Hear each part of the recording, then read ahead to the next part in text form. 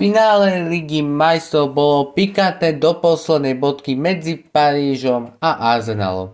Tento zápas išiel až do penaltového rozstrelu a zaslúžene vyhral Paríž.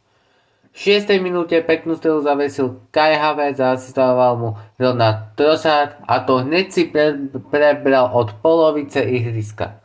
V 62. minúte Mosquera faroval Kvaratskhelia a zariadený bol pokutový kop pre PSG.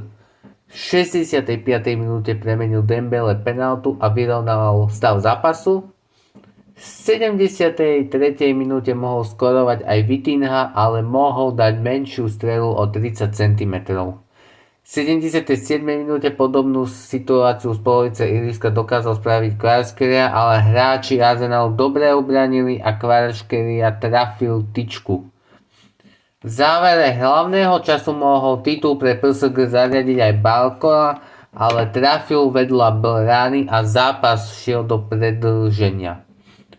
Arsenal mal možnosť skorovať na konci predĺženia, ale trafil mimo brány.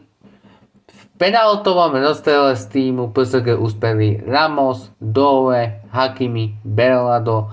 Nuno Mendeša vychytal David Raya, takže Nuno Mendes nedal penaltu. Z týmu Arsenalu uspeli Gyökeres, Rice, Martinelli. Eze branu netrafil a Gabriel prekopol.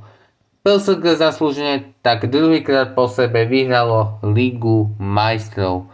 Daj like, daj follow, napíš mi koment, čo si o tom myslíš a zdieľaj. A zatiaľ čus.